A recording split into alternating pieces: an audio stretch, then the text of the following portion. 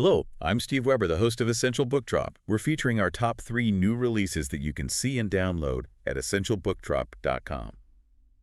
Happy Thursday, everyone. It's November 6th, 2025. With me, as always, is my co-host and my bookworm sidekick, Cassandra. Good morning, Cass. Good morning. Ready to talk books? Absolutely. We've got quite a mix today. 3 really different titles, but all pretty powerful in their own way. Yeah, different genres, different stories, but maybe some common threads, like finding your voice, maybe? I think so. We've got a reality TV memoir, a very candid book about like midlife freedom and humor, and then a really chilling thriller based on a true crime. Quite the range. Right. So the plan is to sort of unpack these a bit, see what insights they offer about resilience, maybe reinvention, and definitely about secrets hiding where you least expect them. And I think a big part of it, looking at these, is this idea of protagonists really seizing control of their own narrative. Yeah. Taking the pen back after maybe being defined by something else, public stuff, personal restrictions. Totally. It's about who gets to tell the story. Exactly. Okay, so let's dive into that theme of ownership, starting with a story of reclaiming a very public past. Our first book is Bottom of the Pyramid, a memoir of persevering, dancing for myself, and starring in my own life by Nia Sioux. The genre is memoir. Right, Nia Sioux from Dance Moms. Yeah, and that title alone kind of tells you a lot, doesn't it? Bottom of the Pyramid. Given her history on that show, it screams taking back power. It really does. I mean, she started on that show when she was just 9 years old. And the core conflict, the thing everyone saw, was her constantly being put at the bottom of Abby Lee Miller's, infamous pyramid ranking week after week. And for anyone who maybe didn't watch the show, that pyramid wasn't just like a chart on the wall. Oh, definitely not. It was, it felt like a psychological tool, really, used every week publicly to pit these young dancers against each other. Being put at the bottom wasn't just about your dancing that week. No, it felt like a declaration, right, that you were the least valuable. Yeah. And it seemed pretty clear it was often used just to create drama for the cameras. Absolutely. And the memoir, it really details how that constant public judgment just wore her down off camera. She talks about the impact on her friendships, her mental health. Yeah, feeling like she'd completely lost her voice. Her sense of self-worth was tied to that pyramid. And this is where the book gets really important, I think. It goes beyond just the on-screen stuff. She talks about being ostracized, feeling like she didn't fit the aesthetic they were pushing. Which clearly wasn't designed for girls of color. Exactly. And she explicitly addresses the off-camera issues, the racism, the favoritism, the emotional manipulation she experienced within that whole system. It's quite revealing. Yeah, the easy path for a reality TV memoir could be just bitterness, like settling scores. Right, a tell-all. Yeah. But what's striking is that the reviews really emphasize this isn't that. It's framed as a story of triumph, of resilience, using that experience to finally control her own story and define herself. Which is a really interesting angle, focusing on the healing, the overcoming, rather than just dwelling on the damage, I suppose. Do you think there's a risk, though, that focusing so much on resilience might downplay the actual trauma? That's a fair question.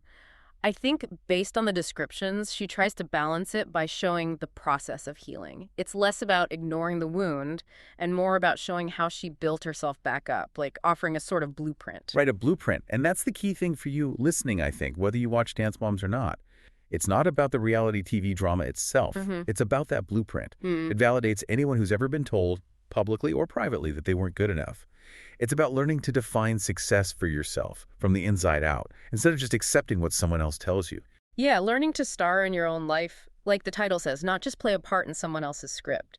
That shift from being the subject of the drama to being the author of your own recovery, that's universal. Definitely.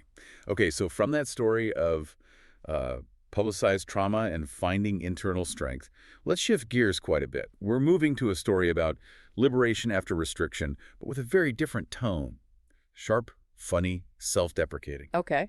We're talking about Good Time Girl by Heather Gay. Genre: love, sex, and marriage humor. Many people will know her from The Real Housewives of Salt Lake City. Right, and she also wrote Bad Mormon, which was a huge bestseller. Exactly, and that context is important, right? Bad Mormon was all about her really difficult process of leaving the Mormon church, leaving her marriage, stepping away from this very orthodox restrictive life she'd known. Yeah, pulling back the curtain on that whole insular world she grew up in. It was quite raw. So if Bad Mormon was the painful exit, Good Time Girl sounds like the, let's say, the lively arrival party. Huh. Yeah, something like that.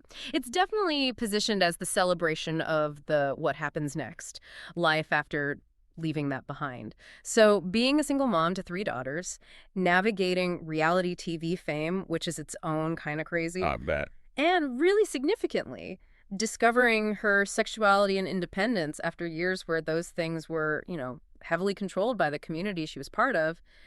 The book apparently recounts some humorous misadventures along the way. The descriptions of the writing style are interesting. Thoughtful, smart, and funny. That's not always an easy combination to nail. No, it's not. It's apparently very authentic, quite self-deprecating, and honest about mistakes, as well as the fun parts. And one description I saw called it a memoir as permission slip, which I thought was really insightful. Permission slip? How so? Well, it suggests she's using humor not just to entertain, but almost as a form of critique against the rigid system she left. It's like she's saying, look at all this messy, funny, wonderful human stuff that happens when you finally let yourself live after being so restricted. Ah, okay, so the humor kind of destigmatizes the whole process of reinventing yourself. Like, she makes the mistakes, so you don't have to feel so bad about yours. Exactly. You can laugh with her, learn from her, and that connects to the broader relevance, right? Why tell these stories publicly? With humor. Yeah, who is this for? Well, it seems perfect for anyone going through a major life change, especially a sort of second act, after maybe living a life dictated by others for a long time, post-divorce, post-career shift, maybe leaving a high-demand religion or group. It gives you permission, like you said, permission to change, to mess up, to start living for yourself. And reminds you it's never too late to start having a good time, whatever that means for you. Okay, so we've got Nia Sioux defining herself internally after public trauma, and Heather Gay defining herself externally with humor after institutional restriction. Powerful stuff. Definitely. But now let's take that final big genre shift. We're moving from memoir and humor into, well, pure suspense. Because sometimes defining yourself means facing actual danger. Right, things get darker here. Our final book is The Quarry Girls, a thriller by Jess Luray. Genre: kidnapping thrillers. And it's mentioned this one is inspired by a true crime. Yes. Jess Luray is known for crime fiction that often feels very grounded, focusing on that unsettling idea of evil hiding in familiar places. Okay, let's set the scene. The specifics are pretty vivid. We're in Minnesota, 1977. The descriptions paint this picture of, like, an idyllic small-town summer. Late night swimming at the quarry, the county fair, kids exploring tunnels under the city. Very nostalgic. But that nostalgia is immediately undercut by this creeping sense of fear, right? Exactly. And the setting, 1977, is crucial, isn't it? Oh, absolutely. You have to think about what wasn't there. No widespread CCTV, no sophisticated DNA forensics readily available, no instant national news coverage the way we have now. That isolation really ramps up the tension when things start to go wrong. And things definitely go wrong. The plot kicks off with 2 best friends, Heather and Brenda, witnessing something terrible, a secret. And they make a vow of silence, which is classic thriller territory. But here it feels particularly chilling because of the context. Right, because that silence gets tested almost immediately. A friend disappears, and she's the second girl to vanish in just a week. And the terror really escalates because the local authorities, well, they're not just slow to act, they're actively dismissive. Which taps into that primal fear, doesn't it? Being in danger and having nowhere to turn, no one believing you. Precisely. So the protagonist, Heather, she's pushed into this desperate situation. She has to search for answers herself. And as she digs, she starts to realize that, no one in her community is who they seem to be. The danger isn't some outsider. It's woven into the town itself. The police, local figures, maybe even her own parents. Laurie apparently captures that suffocating atmosphere of a 1970s small town really well, where everyone knows everyone, which makes it even more horrifying when you suspect evil is hiding right there in plain sight. It plays on that real-world fear, doesn't it? The fear that the systems meant to protect you, family, community, law enforcement, might actually be the ones failing you, or worse, covering things up. Exactly. That's why these kinds of thrillers hit so hard. It's not a monster from far away. It's the rot, potentially hidden within the familiar. And Heather feels like she might be next. if she doesn't figure it out. Right. The author uses that character's desperation, combined with the limitations of the time period, to create suspense that feels really earned, really personal, and genuinely scary. Okay, so we've covered 3 books that seem worlds apart on the surface. A young star's memoir of recovery, A single mom's funny exploration of freedom. and a dark period thriller about secrets and danger.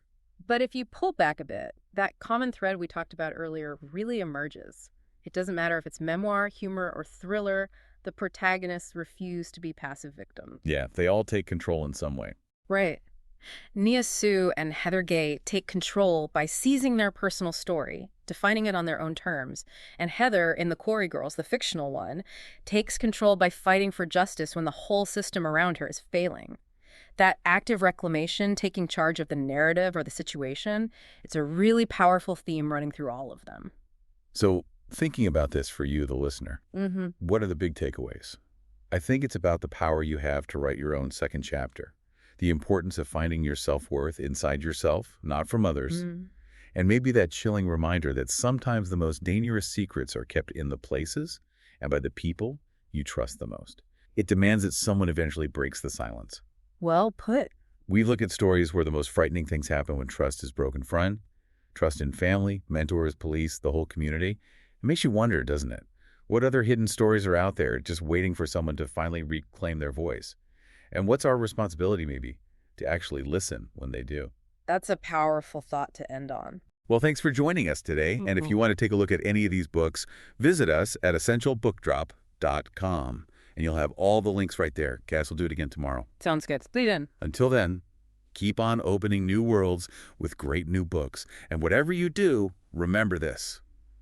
When you read, Your mind becomes its own kingdom.